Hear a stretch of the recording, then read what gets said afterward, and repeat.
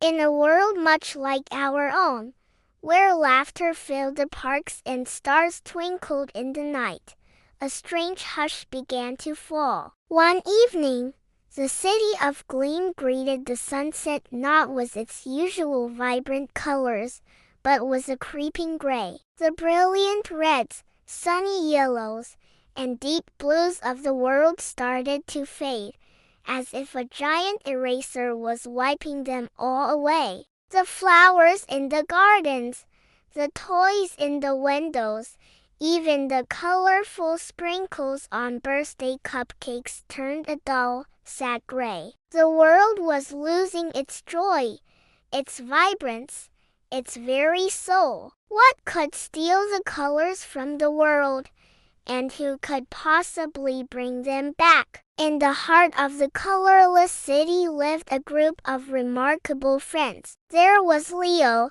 who could run faster than a shooting star. There was Maya, whose gentle touch could make any plant grow in an instant. And there was Sam, who could talk to animals and understand their whispers. But there was also Lily, a quiet girl with a special secret. Lily could create beautiful, glowing light with just her hands, but she was always afraid her light wasn't bright enough. What if I can't help? She'd often wonder, hiding her glowing hands in her pockets. One day, as the gray spread further, a wise old owl named Professor Hoot landed on Sam's windowsill. He hooted a message of great importance. "The colors have been captured by the Grumbles," Sam translated for his friends. "They are sad, lonely creatures who live in the whispering caves,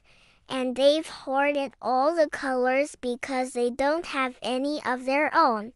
The friends knew they had to do something. "We have to go to the Whispering Caves," declared Leo, already tapping his feet, ready to run. "We'll bring the colors back," added Maya, holding a small seed that pulsed with a faint green light. Lily just nodded, her heart pounding. She wasn't so sure. Using Leo's super speed, they raced to the edge of the Whispering Woods. The journey was filled with challenges. A giant, grumpy river blocked their path. "Don't worry," said Maya. She touched a tiny vine on the riverbank, and with her power, it grew and grew into a strong, sturdy bridge for them to cross. Next, a maze of thorny bushes stood in their way. Sam whistled a tune, and a family of friendly badgers appeared, quickly digging a tunnel right through the thorns. They were a great team, but as they neared the caves,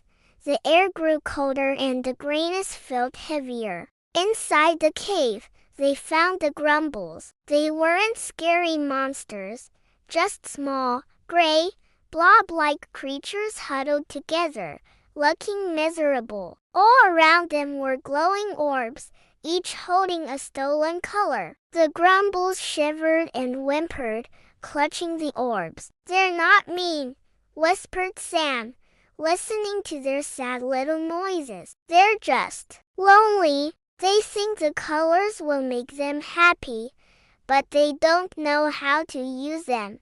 The heroes tried to talk to them, but the Grumbles only hugged the color orbs tighter. The team was stuck. Leo tried to grab an orb with his speed, but it just made the Grumbles cry. Maya tried to grow a beautiful flower, but in the darkness of the cave, its color was dull. Lily watched, feeling helpless. Her own light seemed so small in this vast, gray cave. "My light isn't strong enough," she whispered, ready to give up. Just then, Maya put a hand on her shoulder. "Your light is beautiful, Lily. Maybe it's not about being the strongest. Maybe it's about being the kindest."